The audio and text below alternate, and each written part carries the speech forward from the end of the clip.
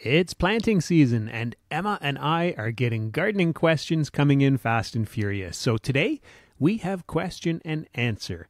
Here's the question and answer from our latest live show.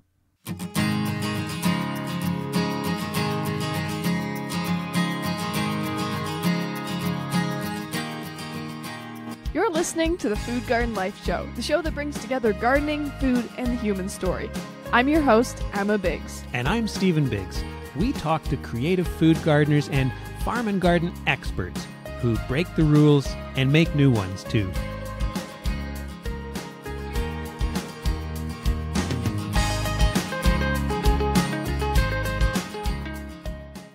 And it's now question and answer time. Your food gardening questions.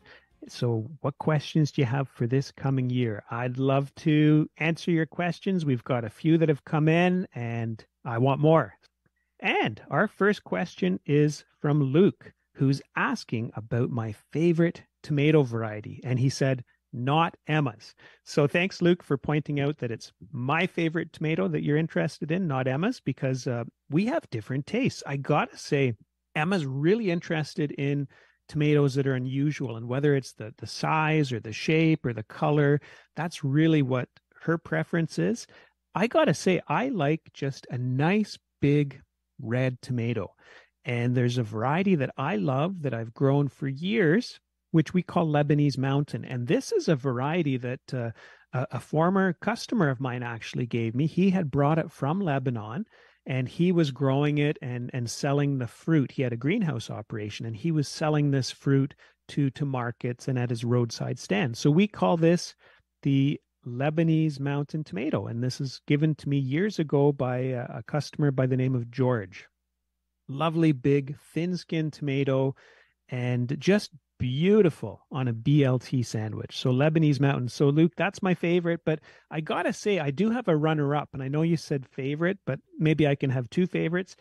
There's this tomato that I call the winter tomato, and it has really good keeping properties. Sometimes people will talk about this kind of tomato and call it a keeper tomato. And so it's got a thick skin, and what you do is in the fall, before that first frost, you pick all of them, whether they're green or not. And because they have that very thick skin, they keep very well. And so I will pick these winter tomatoes in October. I lay them out on a tray. I put them in a cooler room in the basement, and we'll keep using them all through the winter. And we used up the last of them in April this year. So it's a great thing. And to be clear, it's not a tender tomato like a beefsteak tomato. This is a thick-skinned tomato that is got properties that make it keep very well. So we'll chop it up and use it in pasta or maybe in a bruschetta. But the winter tomato or a keeper tomato, along with the Lebanese Mountain, Luke, those are my favorites. Okay, and we have a question in from Donna in Calgary, who's asking about tomatoes and whether I stake or cage my tomatoes. Great question. So, Donna, I typically like to cage the tomatoes because I'm a little bit of a lazy gardener, and to stake them and always be pinching them back to one main or two main stems has always seemed a lot of work for me. So I've made my own tomato cages over the years that are bigger and more durable than the ones that you often find for sale at garden centers. So that's typically what I've been doing, but I am doing something new this year that I should mention to you too. And that is that I have these A-frames that are about 4 feet high, and they're wire. It's the same wire that's used to reinforce concrete. And I've got two pieces of it in an A. I've just put a zip tie at the top. And so it makes a nice A that's quite stable in the garden. And because it's 4 feet high, it's quite tall enough for the tomatoes. So I've set those up thinking that that'll be nice and easy to set up and take down and will be a good way to grow my tomatoes this year. So there we have it. And okay, let me just check for more questions. And Hank, thank you for writing in. Hank is asking about a general mulch to use on all of your plants. This is a great question. And so what I like to use, Hank, in all of my perennial beds and around shrubs, I just like wood chips. And wood chips, I like that because it's great value for a home gardener. If you know any arborists in your neighborhood, good chance you can get wood chips at no cost. And so they are really good in the landscape. Now, I do not use wood chips though right in the vegetable garden. And that's because when you mix wood chips into the soil, they can temporarily tie up a little bit of the nitrogen in the soil as all the microbes break them down. Over the long term, it's fine. It's all released again. But in the short term, so in a vegetable garden where we're more often disturbing that soil and there's a chance of the wood chips getting incorporated and causing this just temporary nitrogen lockup, I would use something else. And what I like to use, Hank, is leaf mulch or leaf mold rather. We're in a neighborhood here where there's lots of mature trees, lots of mature maple trees. And so I gather up all of those leaves in the fall and I just compost them. I give them a whole year. I don't do an intensive compost management. And I make a nice black crumbly leaf mold is called. And it is really, really good for mulching within a vegetable garden because it's crumbly, you're not locking up the nitrogen, and in general, it's really good for soil properties. So that's my favorite one.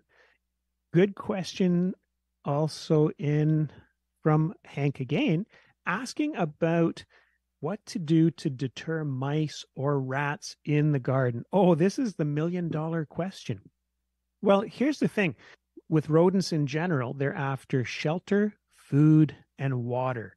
And so as you're designing your garden, just keep those three things in mind. I mean, in general, if you're creating anything other than a whole paved over backyard, chances are you might be creating some kind of shelter or food in the case of gardening because seeds for rodents. But what you want to try to do is minimize the amount that you're creating. And so a good example might be if you've got a big swath of tall perennials in a part of your yard, do you want that to be entirely there, or do you want to open up just a little bit of it so that there's better sight lines for, say, birds of prey, or in our case, we've got foxes that sometimes come into our backyard. But that's the thought process that I would go through, Hank. I'd think about food, shelter, and water. And are there situations in your yard where you can make less of that available to them? And Tom, thanks for your question. Tom is asking, are you going to build that greenhouse this summer? It would be nice. Tom, thank you for writing in. I am seriously motivated to build that greenhouse this summer.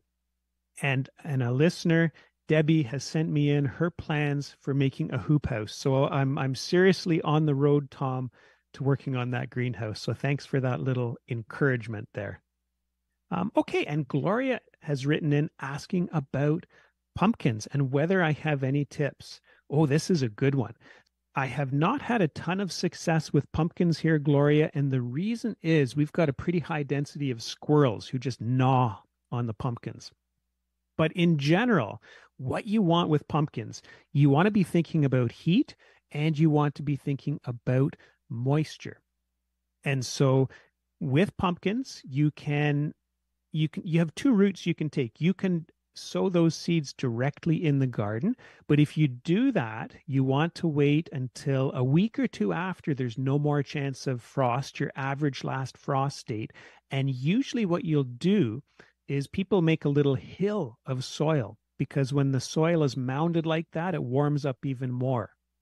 So be thinking heat for your pumpkins. So that's one thing. And then the other thing with pumpkins is it's a plant that likes lots of moisture. And so you'll want to make sure to give them consistent moisture all summer long. So those are the top two tips for pumpkins. And I should say, Gloria, I'm not sure where you are, but if you have any interest in growing giant veggies, for a couple of summers, we joined the Giant Vegetable Growers of Ontario. And it's a fun, not for profit organization. And what they do when you join is that they send you all sorts of seeds out to their members. So they'll send you giant pumpkin seeds and giant tomato seeds. It is really, really fun. We did that as a project with the kids.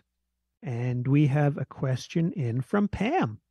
And Pam is wondering what to do about lettuce going to seed. And oh, I love this question, Pam, because that's a common problem. Lettuce doesn't last for the whole summer. You know, you plant a tomato or a Brussels sprout, you can plan for that plant to be in that space for the whole summer. But lettuce, it just has a shorter life cycle. So, guaranteed when you put in your lettuce in the spring, it will not last for the entire summer. You want to have something in there to grow after that lettuce has finished.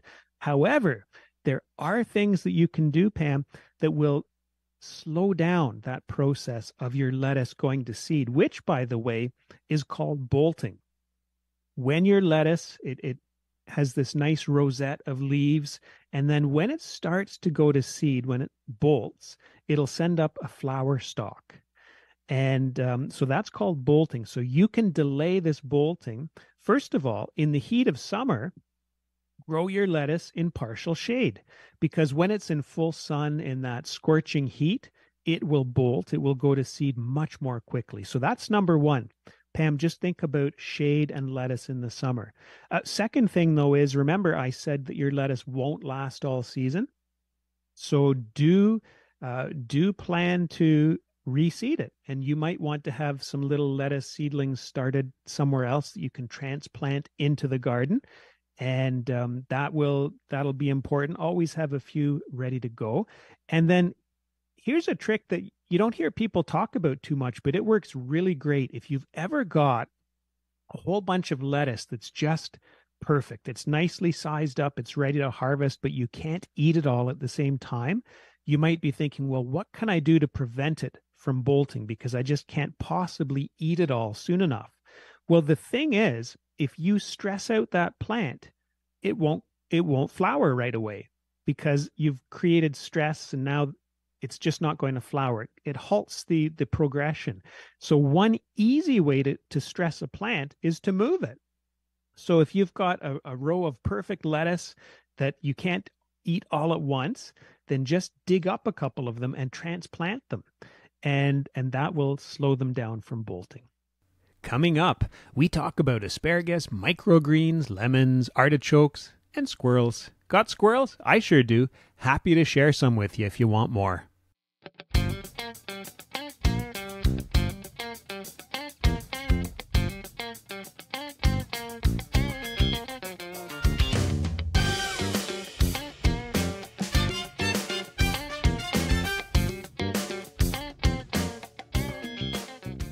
A shout out today to my Edible Garden Makeover Masterclass students who came out to the 2023 Edible Gardening Check-In earlier this week. Thanks for hanging out with me, and thanks for the great questions.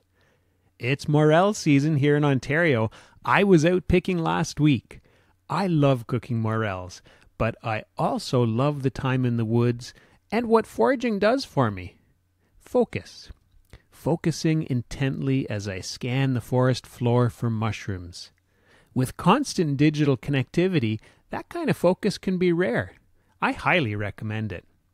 If you're new to hunting morels, check out my article on morels at foodgardenlife.com in the section about outdoors. And in that article, I also share my recipe for a fantastic morel mushroom sauce, the same one that I use when I make crepes. Crepes, steamed asparagus, morel sauce. That's spring.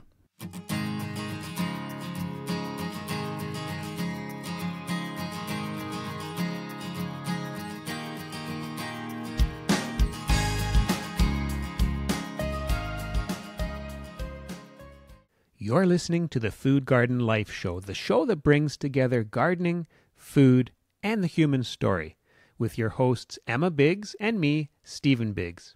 Now, back to today's question and answer. We've got a question in from Peter, who's asking, what indoor food plant would you say gives you the biggest bang for the time and effort put in? That's a great question, Peter. And so we're talking about indoor then, and my absolute favorite for growing indoors would be microgreens. And for those who are new to this idea of microgreens, it's simply where we grow a seed and then harvest the whole baby plant to eat as a green. So rather than trying to get a perfect mature plant specimen when it's 3 to 6 inches high, we're going to just cut off that little baby plant and eat the whole thing. And the to my mind, Peter, the easiest one to grow and one that is very widely available is peas. So buy some peas.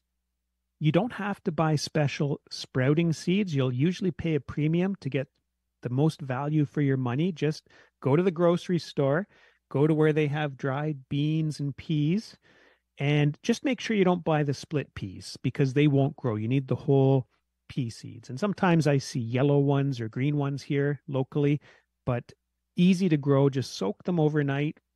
And then what we do is we get a pie plate with a handful of potting soil in there, and we spread out those soaked pea seeds on top. You don't have to cover them.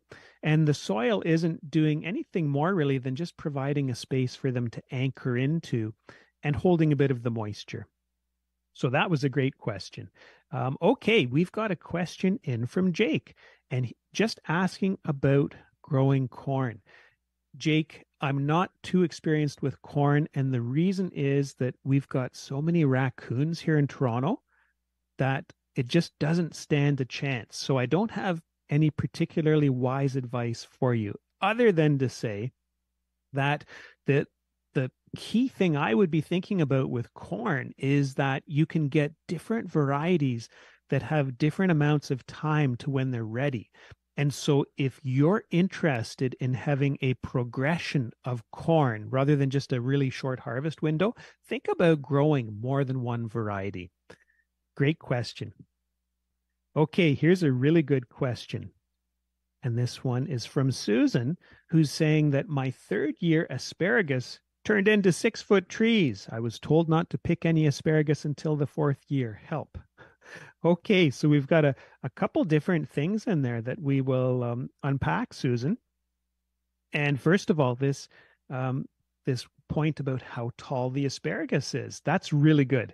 And so, yes, asparagus, even though we just see these short little spears when we see it at the grocery store or the market, when you let it grow, it grows into these really tall stems with this beautiful ferny foliage. And 6 feet, that's pretty tall, but I have seen it up to about 6 feet tall. So that's normal, first of all. If you're growing it, I recommend to a lot of people doing edible landscapes in the city, I'll say, look, if you're trying to fit everything into one small yard, you could put asparagus into your perennial border, but put it at the back because it's tall and it might need a little bit of support. Otherwise, it might tip over. So that's thought number one. Let's see, Susan. The other thing I'd say is that those asparagus ferns are beautiful in flower arrangements. So definitely think about using those in some flower arrangements. And then in terms of not picking any until the fourth year. So what happens is asparagus is a perennial, comes back year after year. And when those little asparagus spears come up in the spring, they're growing using energy that has been stored in the roots of that plant. And when we have new plants, what we want to do is allow those roots to save up enough energy. So you'll see this recommendation to hold off for 2 to 3 to 4 years before you pick. And I've seen different recommendations for the number of years, but if it's year 3 and it's doing well, you could probably go in there and steal a couple asparagus spears. So I think that would be okay. Okay, let's see. Michael is asking about lemons and wondering about how many lemons should a lemon tree yield during the season. This is such a good question. So, Michael, there's a few different things that can affect that. So, first of all, the bigger the tree, the more lemons that you're likely to get. And then another thing, though, is the type of lemon. The one that I really like is the Meyer lemon. which it's not a true lemon because it's got some tangerine bloodlines in there. And if you've ever seen these smaller, thin-skinned lemons for sale, often at about this time of year, that's the Meyer lemon. Has a taste I love. But where I'm going with this, Michael, is that Meyer lemons, they're almost more bush-like in form usually, and I've had a knee-high potted Meyer lemon tree, so knee-high, give me 50 lemons. It was absolutely shocking, the number of fruit that I got from it. And I just picked my Meyer lemons over the weekend, and we probably picked about 60 lemons off 2 potted trees this year, potted shrubs. They're about, again, knee high. And Shelly and I made a big batch of marmalade. So it depends, but certain varieties like the Meyer are just crazy when it comes to fruit production, and then bigger trees will give you more. Let's see what else we have for questions. And Cameron, thank you for writing in. And Cameron's saying, always a pleasure to listen to your show. Learned lots here in Washington, D.C. Thanks for tuning in from Washington. Lots of good tips and tricks from you and Emma. So thanks very much, Cameron. Let's keep going. I think we've got a couple minutes left, so we can fit in a couple more questions. Oh, here's a good one. Okay. And this one is from Jim. And Jim is asking me about artichokes. And so it sounds like Jim grew artichokes from a seed here in Ontario and got lots of leaves, but never got any flowers. This is such a good question, Jim. So here's the thing.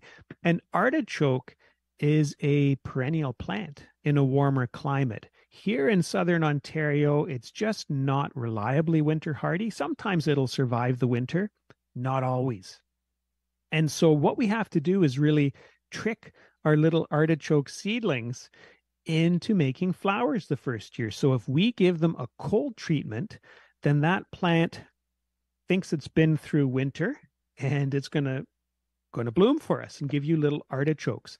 So there's a market gardener actually just outside of Toronto who, when he grows enough artichoke seedlings to fill a field, he just puts them out early while it's still cold out, and that's how he gives them a cold treatment. The challenge that I find is here in southern Ontario, sometimes we go from spring to summer weather quickly, and we don't always have cold temperatures outside. So what I do is I put my artichoke seedlings right into a fridge. I have an old fridge in the basement. That's where I store extra food and beer. And I put my artichoke seedlings in there for 1 to 2 weeks. And this gives them a cold treatment. And having had that, then they always flower. So the only watch out when you're putting those things into the fridge, Jim, is that sometimes fridges have this drying effect. So you just have to make sure that your artichokes stay well watered. And I've got one more question that I think I'll answer before we finish up. And this is one that I think will touch a lot of urban gardeners. And Ahmad is asking me all about squirrels. And Ahmad, I got to say, it's really frustrating when you're a city gardener and you've got squirrels. And one thing you can do is to exclude them. So when I put some little transplants out last week into the garden, I had, spinach and arugula. Sometimes the squirrels see that freshly disturbed soil and they want to get in there and just dig it up.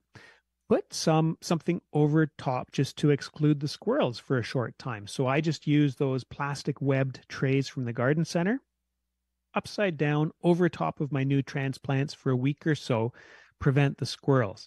The other thing you can do, though, is when you're picking crops, say like tomatoes, think about the fact that the squirrel is probably going to steal some. So instead of growing a beefsteak tomato where you might get 6 or 8 fruit and you'll be heartbroken when the squirrel takes a couple of them, maybe you want to grow cherry tomatoes where you'll have hundreds of fruit and you won't feel so upset if you have to share with the squirrels. And I think that takes us to the end of our list of questions. So thank you, everybody. That was a really amazing set of questions that you all sent in. Really appreciate it. And looking at the clock, I see that our show is just about done for today. That was the question and answer from our recent live show. What did you think? I was really happy with the great mix of questions that came in. Do you like the Q&A format? It's something that we can run more often if people like it. Tell me what you think. Here's the email, stephen@foodgardenlife.com. The podcast is back next Thursday, and we're heading to Quebec to talk composting, worm composting. We'd love it if you drop by to say hi online at foodgardenlife.com. We have articles about growing fruit, veg, using your homegrown produce, also about growing figs and lemons in cold climates. So say hi. Tell us the topics that would help you grow more of your own. And you'll also get to see the faces that go with these voices that you hear on the podcast. While you're at foodgardenlife.com, also grab our free newsletter. Subscribers get the subscriber-only cold climate fig guide and small space food gardening tip sheet. And you can find me on my website, emmabiggs.ca, and on Instagram as emmabiggs_grows. You're listening to the Food Garden Life Show. I'm Stephen Biggs. And I'm Emma Biggs. Thanks for tuning in.